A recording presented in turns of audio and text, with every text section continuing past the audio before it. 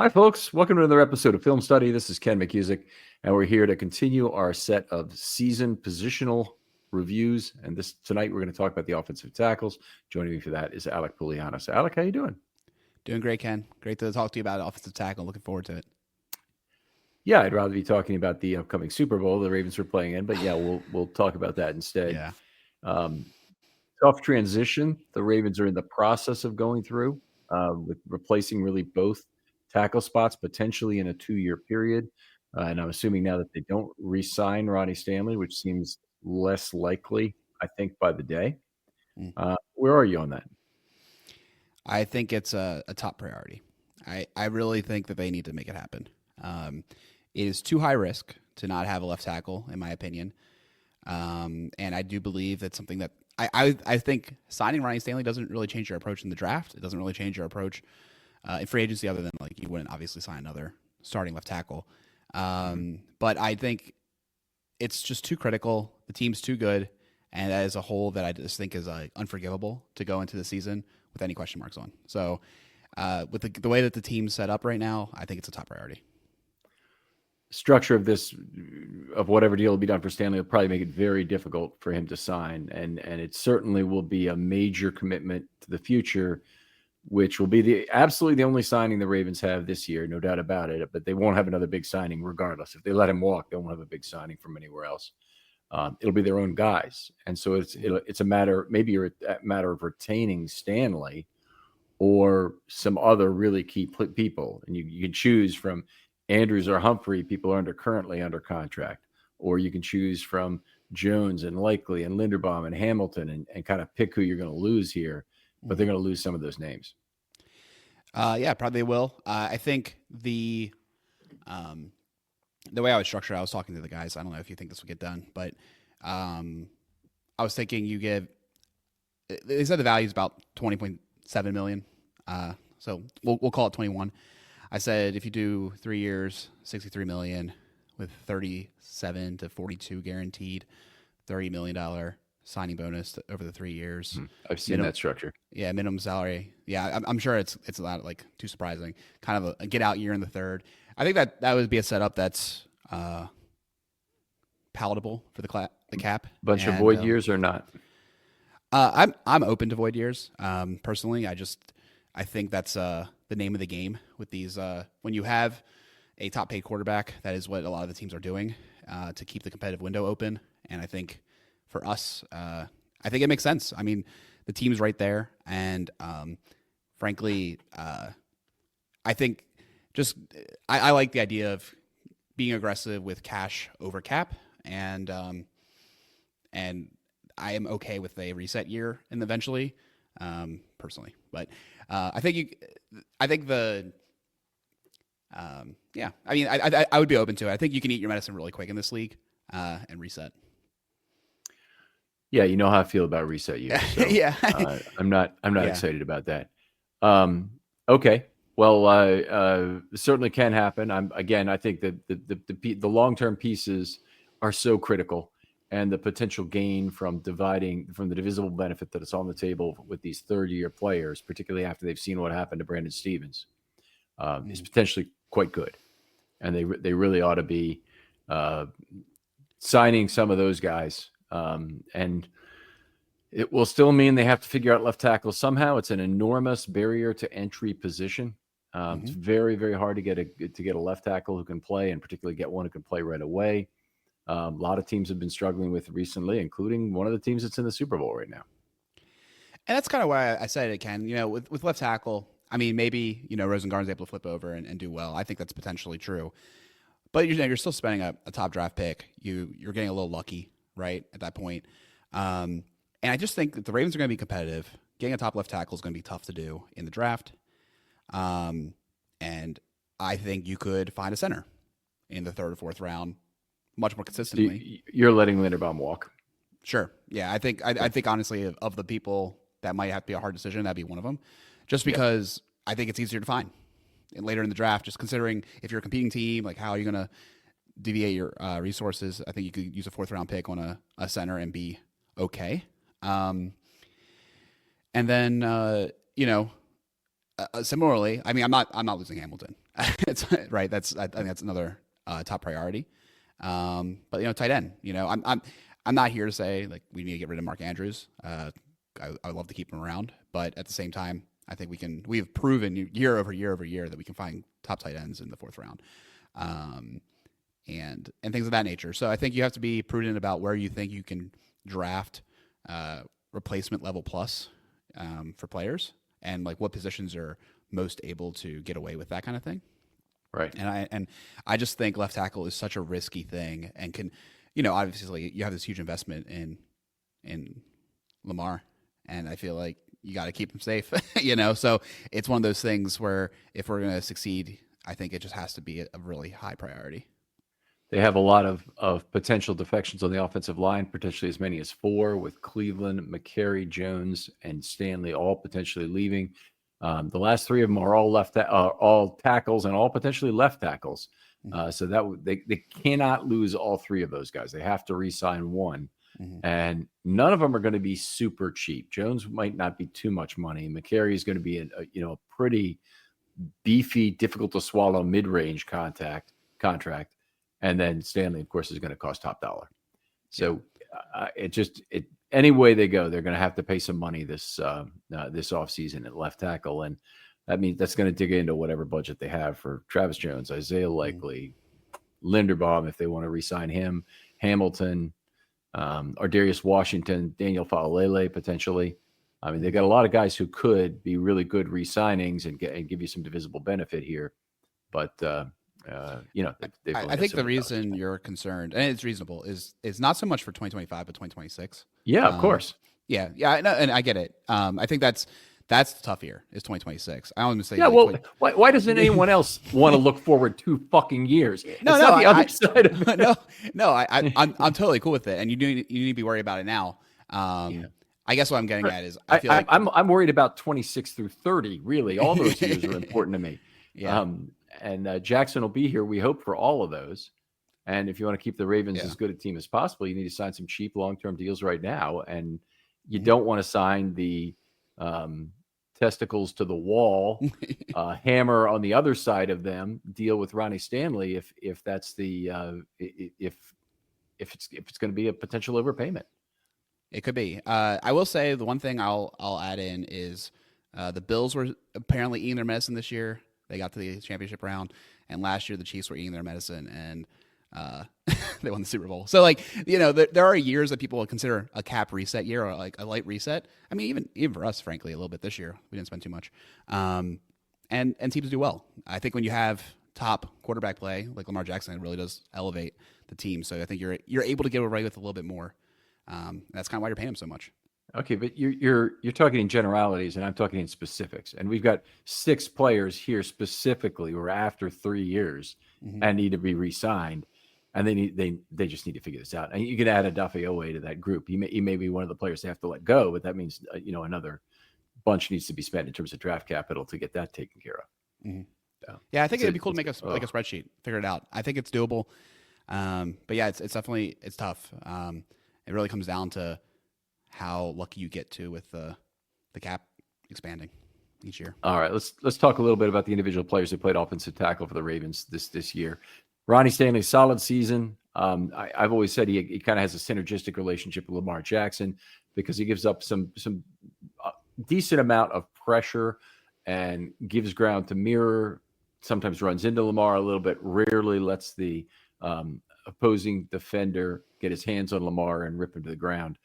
Kind of thing. Lamar works very well with that sort of pressure. He's very able to get away from it. Stanley ends up with a lot of 0 R's on the score sheet, which is I don't think I've told people too often about that, but that means he gave up a pressure, but the quarterback ran him out of a pressure, so he gets only a 0, and then he gets a negative adjustment to his subjective score for that as well. But it's one of the ways that Lamar really helps his team is by running him out of a fair number of pressures. Right, and I'm curious if Rosengarten would have that same ability if he were to switch to the left side. Because, like you said, yes. Yeah, it is a huge part of how Stanley is synergistic with Lamar. It has some of the same characteristics in not a great anchor. Seems to mirror pretty well. I can't put all the pieces together for him right now to say he's okay to move to left tackle, which means all all roads kind of lead to hell right now in terms of whether you re-sign Stanley or you don't. I mean, you got a lot of risk you're taking on in either direction. Correct. All right. I like how Stanley looked in terms of more mobility, got up the field better than any time since the injury. And, we're talking back to 2020 now. All the time since he hasn't looked like the same player. Last year, he looked better, but he looked way better this year. And we kind of saw what was going on in camp, got a little window into it because he would make us wait forever to come to the podium. He had a very long post-practice routine. So he had a couple trips to the podium. First one got canceled. And the second one, there's only 4 of us still there when he finally showed up, which is probably about 40 minutes after practice. So he goes through a long process of probably both hot and cold and getting himself dealt with from a musculoskeletal standpoint after practice. Truthfully. And that's actually those stories and his commitment to his craft and his body are what makes me a little bit more confident about giving him a deal. Long term. It's just because I feel like he takes it very seriously, similar to Henry into conditioning and making sure that his body's right. He had these horrific injuries that took him a long time to recover from. Clearly, it feels like that could be behind him now. Now, of course, he has the age curve coming along. But actually, if you look at some of the top tackles in the league, they're old. So it feels like a position that you could potentially be a little bit older and still have a good play. So that's one of the reasons I lean towards taking the risk of re-signing Stanley. Okay. All right. I'm probably on board with it too, net. By the way, I know it doesn't sound like it from some of the back and forth we had earlier in this, but it's a big risk. And this is a point I really my head's not going to explode, but I'm going to think less of the people who say, go ahead and get this wide receiver. Go ahead and get this tight end. Go ahead and get this running back. Go and get this. Make it happen. You don't need a wide receiver in this offense. Our window is so that's where you're saving, right? You don't need to put $25 million in a number one wide receiver, quote unquote number one wide receiver. You need to put it in your tackle or whatever. You need to put it in your, frankly, free safety star position. Hamilton. I think that's again the beauty of paying so much for Lamar is that he gives you the opportunity to have these not fly by night. That's really underselling what Zay Flowers and Bateman have brought this year. But you can underinvest, quote unquote, on your wide receivers, which I don't think they have done. But you don't have to go crazy in free agency. And by the way, there's no dudes this year. There's T Higgins and a bunch of crap. So good. It's not worth talking about. They don't need it. That's not how this offense runs. And I'm excited about Tylan Wallace. I'm like, get him back, get him a bigger role. I think he can produce. And you draft, another 4th or 5th round guy. I think that's reasonable. And, keep doing stuff like that. Occasionally get a first rounder, nice cost control. These are the kind of things you got to do as a franchise with the MVP, top dollar quarterback. And that's what you see the Bills doing. You look at the Bills, you look at the Chiefs, ragtag, wide receiver group. And ragtag offensive line in the Chiefs' case in terms of what they're trying to get by with. I am all for building a bigger, better offensive line. And I think they really are going to have to this year anyway. A lot of draft capital is going to have to be spent on it. It won't be free agency that brings guys in. The only free agents they'll sign, I think, will be their own guys. If they sign somebody else, it'll be a bargain basement kind of a signing, kind of like Josh Jones was last year. In terms of not a lot of money spent anyway. Let's talk about Stanley some more because we want to get through this. Mobility looked good. It was a bad year for penalties for him. Included 6 stalled drives, 8 out of 12 declinable fouls, which is really bad. 4 false starts. I don't like false starts either, by the way. But false starts are a lot better than the alternative, which is illegal downfield, holding, hands to the face, all those ones, which create a option for the defense. Oh yeah, for sure. And it is interesting, the beginning of the year is so painful with Stanley because he got sucker punched into all those penalties and never got called again. IFs, yeah. But I do think it got cleaned up, like you mentioned, for all of the offensive line later in the season. It did, and he cleaned up most of his. So not everybody did. I think Rosengart was okay. Stanley had a couple penalties after Linderbaum he had 2 too. Yeah. Linderbaum too. That's but Faulele and McCary, big cleanup jobs, and Stanley to a degree also. Mm-hmm. You look at Stanley's season, and it's very common, particularly at tackle, where you face some great pass rushers to have a really bad game, where you drop off the table in terms of scoring. Stanley had 2 failing grades. One was against Myles Garrett in Week 8, the other against Philadelphia in Week 13. A lot of Nolan Smith that game and others, but he really avoided the terrible games that he's had in the past occasionally, and was generally quite good. If you look at Stanley's play overall, and you'd hear me list out his grades, you'd still hear it's not an overwhelming set. He doesn't have a bunch of A's to offset his couple F's. Yeah. It's just a slightly better than average kind of a total. And I'll kind of want to go through where some of that occurred.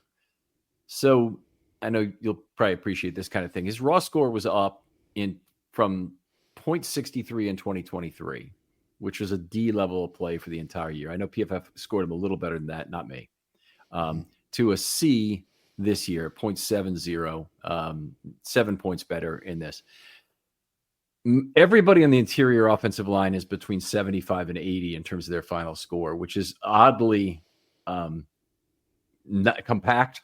But part of the thing is that playing the interior offensive line is a lot easier to do, and the grading curve is less. So 70 is the bottom of the C range at either tackle spot. But you also, it's before subjective adjustment. All these numbers are before subjective adjustment, which in his case averaged over 0.05 per game. So he would have been over 0.75. You put it all together, you have a C+ or a B- for the whole season for Stanley. He looks about that on PFF. I'd say he's what I didn't write down, but PFF had him something like 20th among all tackles in terms of scoring, and we're talking 2 at each position. So he might have been in the top third, or at about the 67th percentile, 70th percentile, right around there in terms of his play. That's surprising. It feels like he was definitely a little bit better than that when it comes to just the eye test as well, and seeing other teams at left tackle. But I definitely believe in your scoring and in PFF's ability to rank these guys and get a good picture. Do you think with PFF, based on your scoring, that because of how they rank rushing and passing at the same level, that maybe you would rank them a little bit higher? I'm not sure if you have that kind of broken down. I don't think it's as much of a problem. I do have some of that broken down. I'm going to give you some of that in just a second, by the way, that would tell you. But he had a little worse of a pass blocking year, as I score it, than what PFF has him. Okay, so here we are. So they have Ronnie Stanley was a 79.6 pass blocking score, which is 21st among tackles, and I've got to put a minimum of 50% of snaps on that for me to feel good about it. So he ends up being 18th at 79.6. And that's of how many guys who played tackle? 60 guys played tackle. So he's right at the 70th percentile, right there. Mm-hmm. He's got a run blocking score of 63.4. I don't know why we're doing the PFF scores first, because you know how I feel about it, but just want to get this out. He's 39th as a run blocker out of 60. So he's right around the other way, about the 30th percentile as a run blocker. Mm. I'll tell you, here's how I scored it. In terms of his deductions from 1, I can separate those out and tell you where they were. Missed blocks were 0.08. Those could have been on run or pass, but they tend to be more on run than on pass. Okay. Mm-hmm. Penetrations were 0.01 of the 30 points he missed. It was 1/30th of the problem was penetrations. Pressures were 11 points. And that was, I think, the highest of any of the Ravens offensive linemen, which is not too surprising because he doesn't really defend the cone all that well and depends on Lamar to get himself out of trouble. Quarterback hits and sacks were 0.06, which is also a little bit high as well. Probably not too high for a left tackle overall, and probably not too high for a tackle overall, period. But he actually was a little bit worse than Rosengarten in each of those categories on the surface, and we're going to get to why that might not be true when you get right down to it. And then penalties were 0.04. So that was a not insignificant percentage. Now, the only guy who was a little bit higher, Voorhees was around, no, McCary was 0.05, and Voorhees was like 0.07 in very limited duty for penalties, so they lost Mhm. more significantly in terms of points. If I look at those numbers, I say the missed blocks are low for a tackle. The penetrations are very low, so he's not getting blown up a lot on run plays. The pass rush events are about as expected as a left tackle, maybe a tiny bit higher, and the penalties are higher than you would want. Right. But still, it's not, at 0.04, it's not a huge percentage of the total deductions. So not terrible from that Historically, how's perspective. he been with penalties? Let me give you some information on that if I can. Yeah, it's hard for me to just remember. Off the top of my head, I feel like he's not particularly bad. But I don't know. He's bad last year. He had 10 penalties last year. No, actually, before that, I'd say, well, he's got a lot of lost playing time in these years. But I'd say he was very good from about 2017 through 2022. And he had a kind of a tough year as a rookie. I don't know if you remember that he had 4 holding penalties against the Steelers, I believe, in one game that year. I don't know. So, yeah. And then he came back and he was fantastic the second half. He was unbelievably good immediately following that game. That was Nice. probably the worst game of his career. Anyway, they are not as tight on pressure as I am.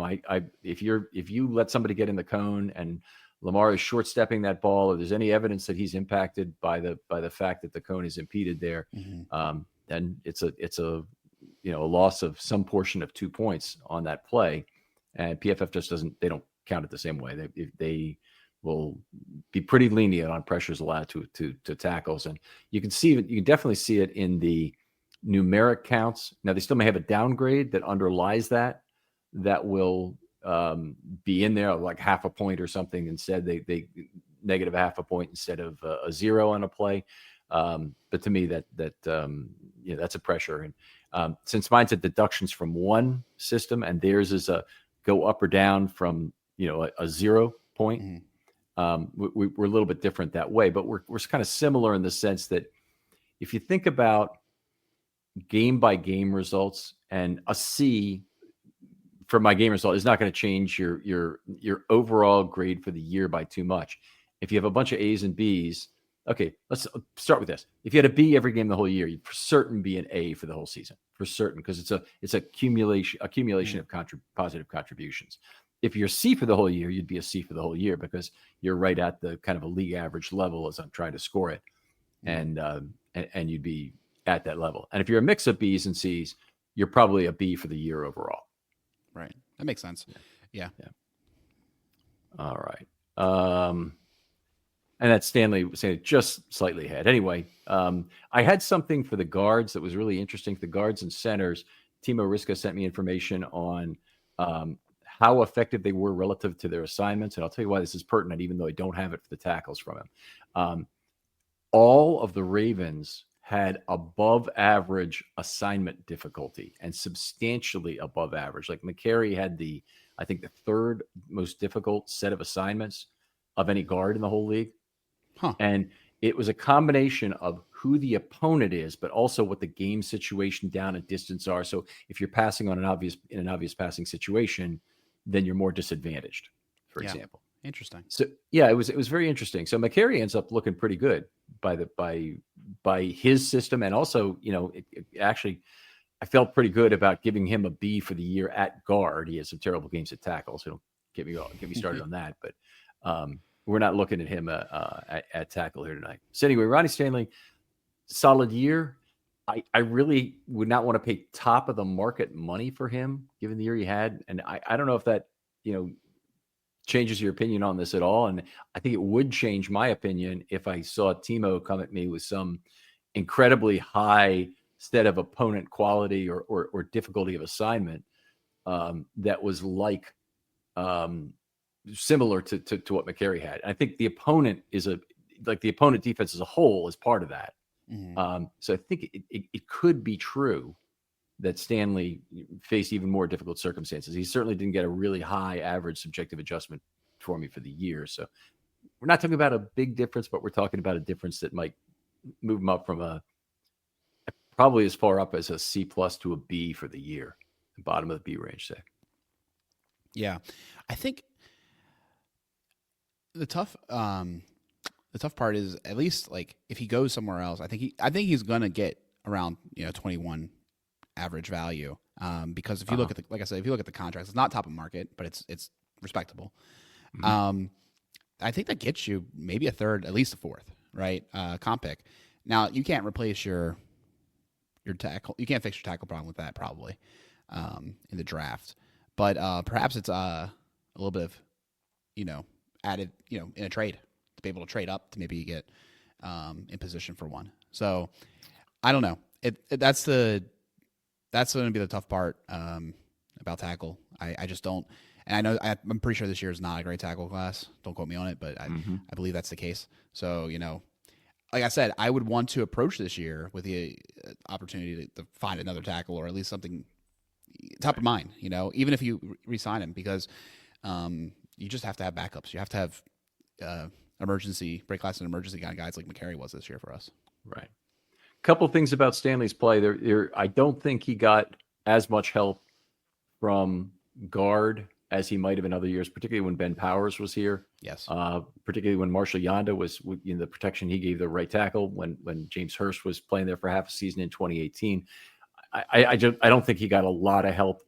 There he got some, but not a lot of help. And I also don't think he got too much chip and set block help, not nearly as much on his side as Rosengarten got. The entire eligible receiver focus was probably 60 to 65% on Rosengarten's side.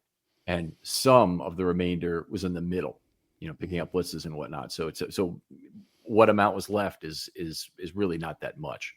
So Ronnie had to go it on his own, and Rosengarten was pretty much helped the whole year. Right. Do we move on to him? Sure. Solid rookie season for him. What I just mentioned makes him very difficult to evaluate the amount of sets and chips to his side. Very much like Hurst in 2018. He was there, and I'll remind people, but they drafted Orlando Brown in the third round, and for some reason he wasn't ready to play despite playing extremely well in the preseason. And Harbaugh, was one of this rookie's got to earn it thing, and I don't know what kind of message they were trying to send, whether they wanted him to get in shape, what they might have wanted from him exactly. But when he did finally come in, he was very good, and was a hell of a player for the Ravens for 2.5 seasons, as it turned out. I think he made 2 Pro Bowls during that time, right? He made it in 19 and 20. That sounds right. Yeah. Okay. And then he got traded before the 21 season at the worst freaking time to trade him for a second round. It was the pick that got him Oweh or Bateman, one or the other. It was Oweh. They got they got a first round pick, but they had to give up their second. Yep. Yeah. Okay, so they moved up. That's about what you expect. It was about a mid second round pick was the net value of that exchange. Yeah. Anyway, Rosengarten played rotationally for those first 2 weeks. Then he didn't play at all versus Micah Parsons in Dallas. So the Ravens must have still felt there was too much risk to have him out there potentially getting served by Micah Parsons. But he began when Voorhees got hurt. McCary had to move to left guard in week 4, and Rosengarten had the job full time. Yep, he never lost after that. And McCary really never lost his job. Obviously, Voorhees came in when he was sick, but Rosengarten, he had that really rough first play, and then he was able to bounce back and progress throughout the season. Like you said, tough eval with all the help he got. Definitely something that you just can't do forever in a way. Particularly, I feel like if you move him to the left side, it's just hard to help over the outside. Yep. And that's another facet to pay attention to. But for him to have such a good year in his rookie season, it is really reassuring because that's uncommon with offensive line play. It is extremely uncommon, and we should probably go through that a little bit. But Rosengarten, the sack against Kansas City was a sack fumble where he actually knocked the ball out himself. Kind of a weird play. I'd kind of forgotten about that until you just mentioned it, but it was just odd play in that first game. Definitely needs more body sculpting. Everybody says this about rookies. Need a year in the weight room. Right. It's never more true than of Rosengarten, who really needs an improved anchor as well. And that's the harder thing to edictify into existence. Didn't you know it's possible to get THC shipped right to your door? Mood delivers premium, 100% federally legal THC directly to you. I'm talking about delicious, high-potency gummies, top-shelf flour, home-baked cookies, vapes, anything you'd find at a dispensary, you can now order online and have it shipped quickly, discreetly, and conveniently right to your door. And every Mood product is made from pesticide-free cannabis grown on America's best small farms at prices that won't destroy your wallet. Best of all, not only is every Mood product backed by a 100-day satisfaction guarantee, but as I mentioned, listeners get 20% off their first order with code RAVENS. So head to mood.com/ravens, check out their online dispensary, and let Mood help you discover your perfect mood. And don't forget to use promo code RAVENS when you check out to save 20% on your first order. He's going to have to work very hard. It's obviously primarily a technique issue to improve his anchor to the point it needs to be. Yeah, for sure. I think it's tough to see him, it's tough. You have the buy you have. So it's one of those things where hopefully he's able to add some more mass. They seem to always find a way. Obviously Wiggins gained like almost 20 pounds this year, and he's going to work on it some more. So they'll work on it. And he strikes me as a guy with a good work ethic. I think that's one of the reasons they liked him coming out of college. So hopefully he'll be able to make that happen in the offseason. Yeah, he's definitely starting from a very good spot. And despite the difficulty in evaluating him and the fact that I don't think the grade completely reflects his achievements as much as the scheme around him, I think that he's starting from such a good spot that you don't often see for a rookie, that I'm still hopeful it'll work out. I just, after his first year, I'm not convinced he's moving to left tackle right away. I'm not convinced he's ready to do it. I think there's a lot of risk inherent in it. And it would really be nice if he stayed on the right side for a while. It's tough too, because our offensive line coaching situation might be a little bit in flux. Makes that decision really important. We know how important it is to have good coaching and the ability to elevate a line just from that. I believe point. Houston thought that they had some good ideas going into this year for offensive line and ways to improve, and then it ended up being worse than last year. And you bring in higher quality players, and then you get a worse result. Maybe that's the coaching, right? So, I think it's tough. I do trust, though, Harbaugh to make a good decision there. He's been pretty darn incredible when it comes to finding coaches. As I know you've commented with obviously the Monken evaluation and the litany of defensive coordinators that have gone on to be head coaches. Returning Pagano today, that was a big one. Yeah, very interesting. I saw there was an article they added too about why he came out of retirement. Curious to read that. Haven't read it yet, but I think that's one of the good things about the stability we have in our organization. We'll be hopefully being able to find a really good coach there to continue Joe D's legacy.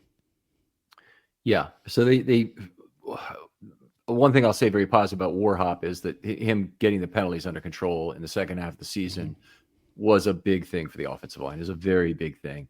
So hopefully that's something that I don't know how long he's planning to be here. I don't know whether it's 1 or 2 more years he might be here, but I hope for whatever time he's here that one of his major objectives is to identify and mentor the next great offensive line coach, whether that's Travell Wharton or somebody else. And it might be him, but it kind of worries me that Travell wasn't given the job right away when Joe D passed. So or when Joe D if I recall correctly, the backup assistant offensive line coach went over to the Chargers, right? So last year, so I think that they were a little lower on the food chain. So Wharton was already being hired as an assistant, and I think so. Okay. Because I think that was like the Greg Roman lookalike guy that people see in the booth. I'll take your word for it on that. We'll have to keep going on this. Did not have a single failing game the whole year, Rosengarten. He did have 3 Ds. The last of those came in week 10 in that game against Cincinnati, where basically it was the last really bad game for the secondary that week. Is play down the stretch encouraging in terms of the move to left tackle? Let me give you just his final few grades here as I have it for Rosengarten. So he got beginning in week 11 against Pittsburgh, he had a C, a C against Philadelphia, A against the Giants, A against Pittsburgh, C versus Houston, B versus Cleveland, B minus versus Pittsburgh, and a C versus Buffalo. So really nice finish to the season with nothing worse than a C in a, what do you have, 9-game stretch there. Right. That was the nice thing, that consistency. And also, it was Mike Devlin was his name, and he was the assistant offensive line coach from 22 to 23 with the Ravens, and the offensive line coach at the Texans, ironically, from the 15 to 20 season. That's a non-trivial coach loss that was not talked about, but I guess we all assumed Jody was going to be fine last year, and obviously that didn't turn out to be the case. Yep. Yeah. So I just wanted to follow up on that, but I think that's what I really liked about Rosengarten. Like you said, he's just consistently high play. You mentioned he had 3 Ds, but it ended in week 10, so end of the year relatively strong. And that's what you want to see, right? You talk about it all the time with rookie wide receivers, how they do better in the second half. Well, it turns out basically all rookies do better in the second half, and Rosengarten was no exception. Yeah, and all you really want is a good base for future performance, and usually it does create pretty much a floor on your play. There aren't a lot of rookies who perform at a league average level as a rookie, and then they go on to be terrible. It's not that common. Michael Orr would be the big one, who his career is kind of a ski slope, but they also screwed around with him and moved him to left tackle. He's a guy who certainly should have stayed on the right side for his career. Might have had a Hall of Fame career if he had. And if I recall correctly, you really liked Spencer Brown in the draft. I did. Yeah, he had an interesting career arc, and is playing much better now. So it's one of those things where, you can maybe get better, but usually when you start off good, you'll remain good. It's definitely good to see Rosengarten getting off to such a strong footing so fast. I remember just even last year going into the season thinking like, oh, maybe there's something with Falele when it comes to tackle, and then it turns out moving to guard, and the way he improved over the course of the year was absolutely tremendous. Yeah, it was a big deal for the Ravens, obviously. Okay, let's talk a little bit about how his scoring broke down. So raw score was 0.73 for the season. So actually 3 points ahead of Stanley overall, be approximately a B minus in aggregate after adjustment. But look at the components of those reductions. His missed blocks were 0.10. So that's about 25% higher, missed about 25% more blocks than Stanley did. Penetrations are 0.02 compared to Stanley's 0.01. So already you got Stanley 3 points ahead in the scoring, and then it starts to turn. Pressures, he had 0.09, and quarterback hits and sacks, he had 0.05, which picks up the 3 points in total that he had lost, and they're even. And then penalties, he only had 0.01, and Stanley had 0.04. So really nice year for not getting flagged for Rosengarten, and that ended up being fairly significant there. So we ended up about 3 points ahead. Penalties are a big deal, and declinable penalties are an enormous deal. So something's got to absolutely be avoided. It's also something, if you're looking at PFF score, a little bit of caveat emptor there. They don't rate them nearly down as much as I do. So it is what it is. I hope he's able to continue that. I think the penalties is kind of like, I think you mentioned on one of your recent shows, maybe it was interior offensive line, like just the education of it's not worth it, to commit these penalties most of the time. So just good discipline play, not getting in those positions. And I think that hopefully that could be something that with coaching can be a line-wide improvement and positive direction. So the thing you're specifically mentioning, it's with 2 fouls in particular. Offensive holding, it's just about knowing basically where the runner is, having a sense for that, and being able to let go when the guy gets outside the frame. As long as you're not holding jersey at that point, it won't matter too much. The guy's probably still not going to catch your runner. If the runner is even, with that offensive lineman, with that defensive lineman, sorry, he's going to beat him as soon as you let go of him, because he's starting again from 0 speed. That running back's already accelerated. He's going to get to the edge more quickly and probably not be a factor. Right. The defender's probably not going to be a factor in the play. So just let go at the earliest time. But in the illegal downfield penalties, which is one of the things they reduced in the second half significantly, you just got to have better go codes for going downfield. I mean, it's not like RPOs haven't existed for a long time. They have. They've been involved in the game for a long time. Needing to avoid this penalty has been very important. And it seems like the Ravens are more susceptible to it because opposing defenders know to throw loose an engaged offensive lineman beyond the line of scrimmage. So normally, if you're engaged, you're allowed to go a yard, and it's really about 2 yards. They let you go downfield blocking a player. But as soon as you lose engagement, then you can be seen immediately. And if you get thrown free, the violence of that action is more likely to show you up as being in the wrong place, where a linesman, one of the line judges or the down judge will pick it up. Mm-hmm. Yeah, I know it's not as sexy, but I wish that was one of the things that was covered in Hard Knocks. Is to see maybe what they were teaching in the offensive line crew, and maybe what led to that improvement. But yeah, I don't know if you ever watched it, but the last episode, I believe they were talking about plaster. They're going against Josh Allen. They got plaster, and they're so confident in their ability to plaster, and that was kind of a fun thing to watch. I think they did a good job of that during the game, for what it's worth. But yeah, the Hard Knocks was really a pretty cool vignette into their the way they prepare for each week in the games. All right, I want to talk about one other thing, and that is comparing to the other rookies. You talked about a little bit earlier how difficult it is to come into the league. This is a great year for offensive tackles in the first round.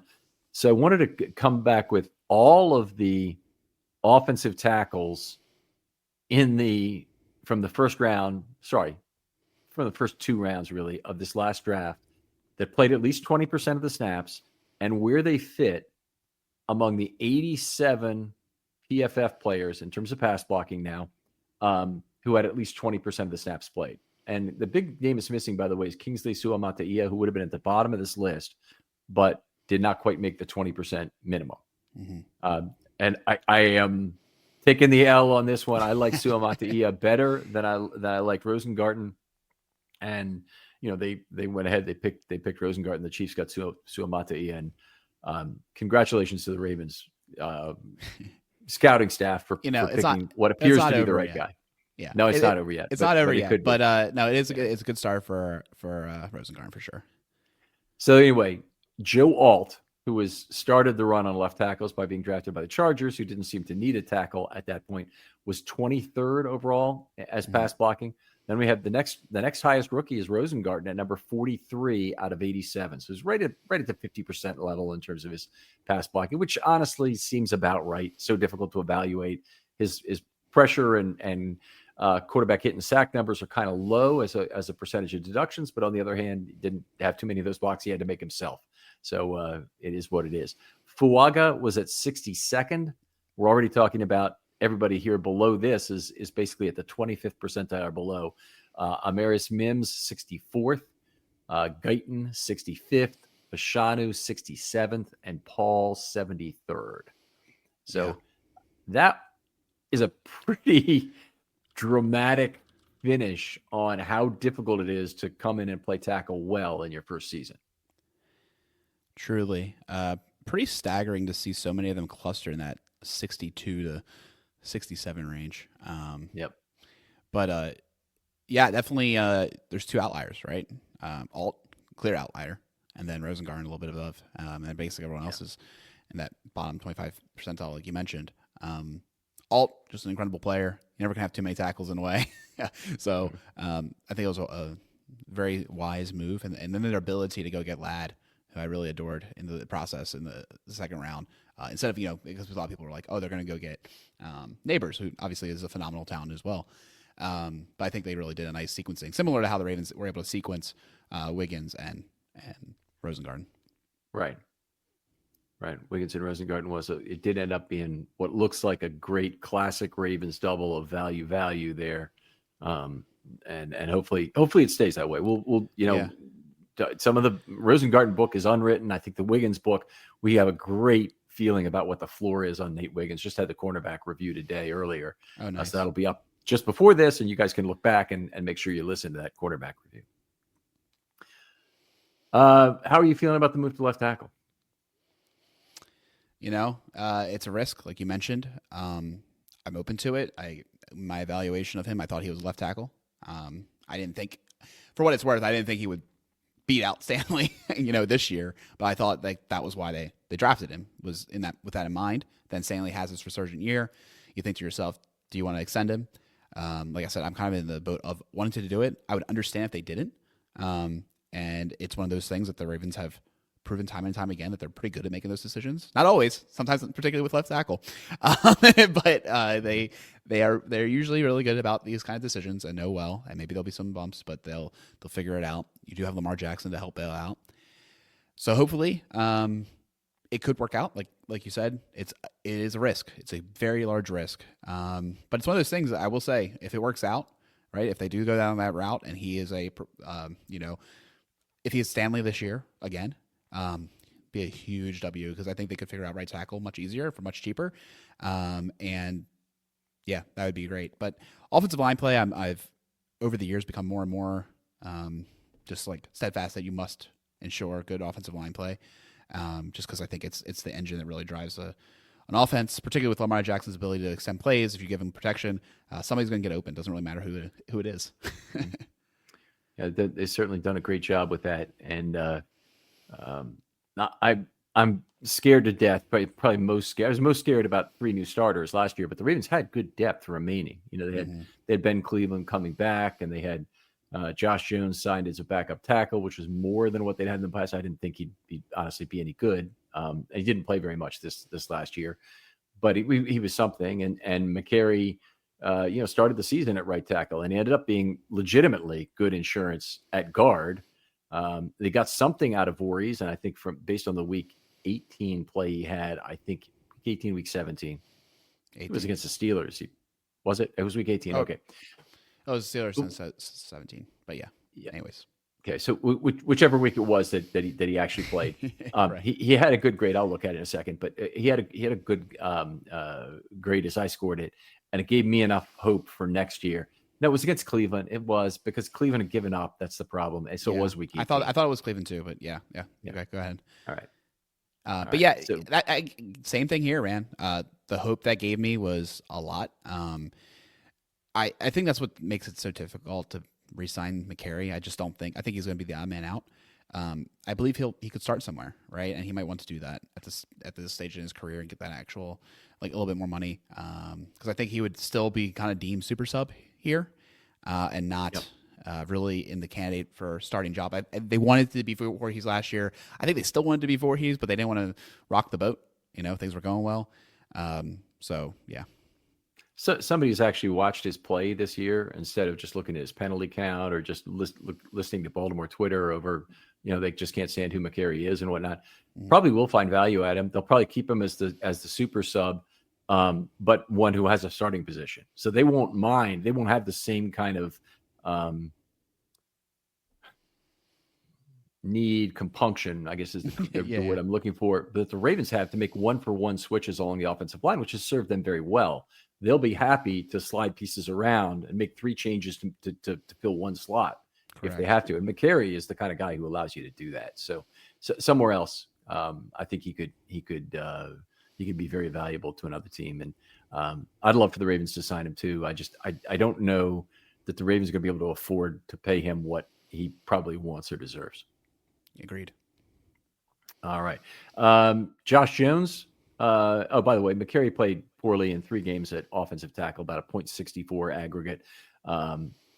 Interestingly enough, his best game was against Micah Parsons. So they shut him down more or less in the game. Did have a lot of help in the game, but still not sure how the Ravens would use him anyway if they re-signed him. I guess he starts at left guard over Voorhees, or maybe he has the same kind of ease Voorhees in thing that they've tried before. Voorhees will be a second-year player, 3rd year around the building, and I think it's time for Voorhees to earn his dollars right from day one this next year. I don't think he'll wait any longer than this. You want to get 3 years of value out of Voorhees and not 2, right? I agree. Yeah, and like I said, his ability to come back from that injury, the way he played in the last game, it gave me a lot of hope. All right, let's move on and talk about Josh Jones then a little bit. Most of his action was either as a 6th offensive lineman, where we saw him a lot, particularly in the last couple of games of the season, or in mop-up duty, where he played just a few snaps here and there. He replaced, when Stanley ran the pattern against the Bills on that sack. He also had to sit out the next play, and Josh Jones came in and was at left tackle on that. I don't know if a lot of people noticed that, but that was in fact the case. Mm-hmm. And a lot of people didn't like the fact that Stanley's running a pattern on that play. Yeah. All right. Let's see, 0.75 raw score for Josh Jones. It doesn't really qualify as tackle scoring, though, because it's a lot of it is as a sixth offensive lineman. So yeah. I don't really have a lot to draw from it. Also, it's also only one game of snaps in total to have 61. So I don't really have anything to say. It looks like he could be a serviceable left tackle, but we honestly really don't know. What would you think at right tackle? Jones at right tackle? Yeah. Yeah, I think either position he could be a serviceable backup offensive tackle. And they were careful to not use him too much and not risk not having him available for that, particularly with McCary playing at guard, which I thought was smart. Yeah, they could have even made Cleveland the full-time sixth offensive lineman. They didn't do that, but the amount they used Jones was just not that much. Yeah, I really got infatuated with the jumbo package, but I felt like once they felt confident in Kolar's ability to be back and the way he played, honestly, when he came back, he played quite well. They would just like that optionality a little bit better. Of when he's in there to block, because obviously he's a much more dynamic catcher than Josh Jones could ever be. Of course. I mean, you get a receiving threat there. You'd want that. It's interesting that Jones, 47 of his snaps, and only had 61 for the year, came week 15 or later. I believe it was. Yeah, it was really down the stretch that they used him, and I think what that might have been in part was thinking, okay, we can take more risk with him now since we're closer to the end of the season with Stanley. Nothing's come up in terms of injuries so far, so there's nothing chronic showing up again. You take a little bit of risk, obviously, that something acute is going to happen right away, and he's going to have to immediately switch in and play left tackle. But I thought they were careful with him for most of the season in terms of not having him out there too much. Agreed. That's why I asked you, if Josh Jones is the only guy they bring back, they move Rosengarten to left tackle. Do you even think he's possible at a right tackle competition? I think I wouldn't love it. I would have to be proven wrong again, kind of thing. I would be disappointed in that as our plan of action. But definitely a guy that if the price is right, I would like to keep around for sure, because he played quite well in his limited exposure. All right, let's talk about 2025 needs here, because offensive tackle, I think, is the top need in this draft. If they lose even 2 out of the 3 we're talking about, and obviously that's Stanley, McCary, and Jones, they really need to re-sign no worse than 1 of those 3. And I would say hopefully they re-sign 2, but the 2 would probably be like Stanley and Jones or McCary and Jones. It wouldn't be Stanley and McCary. Right. Agreed. Yeah. I could see why offensive tackle is your top need in the draft. I'm a pretty staunch believer in defensive line being one as well. Luckily, that seems like a deeper position this year. I just don't want the Ravens to pull a Kyu Blu Kelly, where there's all these great cornerbacks and they just wait, and then they draft some guy and you're like, who? So hopefully that doesn't happen. But I definitely, it's a premium position. Defensive line, you're saying? Both. Offensive tackle and defensive line, yeah. Well, offensive tackle, they could definitely chase the market down. And cornerback, you could definitely chase the market down. I actually think you have more options at defensive line, and particularly since the guy they need on the defensive line really is a big body to replace Pierce at this point. And they've had success going to small schools with both Pierce and Brandon Williams and getting players who were unheralded talents. And even Travis Jones to a certain degree. I mean, Travis Jones is not as highly touted a college prospect as many others. He fell a little bit. The Ravens got him cheap, but he wasn't. A lot of people said his film wasn't very good at Connecticut. Perhaps I'm getting greedy. I do want a Madubuike Jones profile. Let's say 3rd round, profile at D line this year, particularly because it takes time to develop him. But he can't solve everything, right? So all you want is Madubuike Jones or Brandon Williams type player in the 3rd round. They've done it before twice. No, I know it's not easy, but maybe I jest, but that's one can dream, right? Yeah. But similar to what I said though, because of the it might be a deeper draft. It might be doable this year. So we'll see. Same dream here also. So I'll buy it. It'd be nice. One of the nice things about re-signing Jones is they might be able to go to a developmental offensive tackle. So if they could sign Jones for 2 years and you find a way to weight room guy the offensive tackle the first year, rotate him in the second year, play him the third year, that might be a way to get a developmental player in the door. You can't have a developmental leash that's any longer than that, but you can have a 1.5 year leash. A 2-year leash is very dangerous. They've done it with Falalele effectively, moving him to guard this year. But he did at least have some playing time at tackle before that. I keep an eye out for them to find a reclamation project as well. Ravens kind of love doing that on offensive line, and it wouldn't surprise me at all if they find an offensive tackle. Some guy that was drafted in the 3rd round, showed flashes, didn't do anything in the one place, and they bring him in and they see what they can do with him. Wouldn't be surprising at all. That would be great. I mean, the Arizona Cardinals certainly have thrown off a lot of garbage in terms of their over the years, and frankly, Josh Jones is one of those guys. In terms of if you're gonna look for reclamation products, go to a team who has a proven track record of consistently crappy tackles, and then maybe you find out it's a coaching problem. Yeah. Last question here: Can Lamar succeed? Can the Ravens' run game succeed if they have a poor offensive line? Probably. I would say probably. It's one of those things where I just don't want to go down that route. I think it's a very important position. Like, I'd rather have a good offensive line than a good wide receiving core. So yeah, that's just kind of the way I value it. But yeah, I think they could succeed. I will say though, the running game is very, again, you don't want to mess with it. It's so important, particularly in playoff football. We're seeing the game slow down. We're seeing less possessions. The turnover is more killer than ever, as we learned all too well. And I'd be hesitant to decrease our ability to run the ball at will. I think that was one of our secret weapons, so to speak. You always hear the defenses saying we stop the run first and then we go from there. And there's a very clear reason why. That's a very obvious path of why you would want to strategically tackle it. It's a secret and completely unsecret weapon of the Baltimore Ravens that they have the most potent offensive weapon in the entire league in the Lamar Henry mesh point. So yeah. I don't want to do anything that would reduce the value of that either. And I don't think you don't need guys who are great to execute that. You just need guys who are adequate to execute it, probably. And I'm not saying you go for adequate. I think you need to shoot higher from that to hope you get adequate. Correct. Yeah, I think adequate I'm okay with. Poor is where I get concerned. Right. And if you shoot for adequate, unfortunately, you're going to get 3 adequates and 2 poors. Probably so. Yeah, very true. All right, Alec. Always a pleasure talking football with you. Tell folks where they can talk online with you. Sure. You can find me on my website, Polianis.com, or on Blue Sky or Twitter. One Money Pod. We actually recorded our last episode, but I would love you checked it out.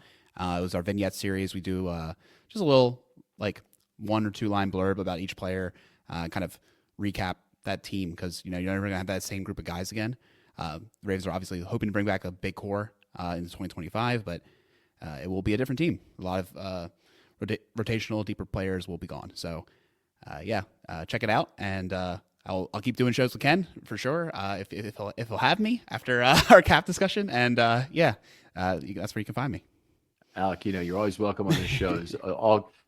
One of the most willing guests of all time is Alec. So if you're a local content creator and you need Alec to come on for any kind of immediate pod, like maybe to discuss what happened today in terms of the coaching changes with the Ravens, would be one thing. I know I can always call Alec, and there's 5 or 6 others that I can call on that too, but Alec's outstanding. Yeah. Thanks, Ken. Well, thank you for all the times you've been on this show. Other folks out there, hit me up if you got an idea for a short for this offseason. This is the time for it right now before we get heavily into draft content, which will, the free agency will hit. and then the draft will hit after that. And by April, we're going to be talking nothing but draft until the draft occurs. So the next 60 days or so are the chance to get your short topics in. Got a bunch of ideas for them. Hit me up. Email is fine at filmstudy21@verizon.net. You can also hit me up directly on Twitter with a DM. I'm also looking for people, particularly who want to take the why John Harbaugh fired side of the argument, and any discussions about John Harbaugh. I'm trying to put together panels that will do that and have a honest back and forth conversation about it. And ideally the most balanced people, but you can certainly be an anti-Harbaugh person, still pretty balanced. I would want to have on that show. So good representation is always important. Alec, thanks again for coming on. Thank you, Ken. And we'll talk to you next time on Film Study.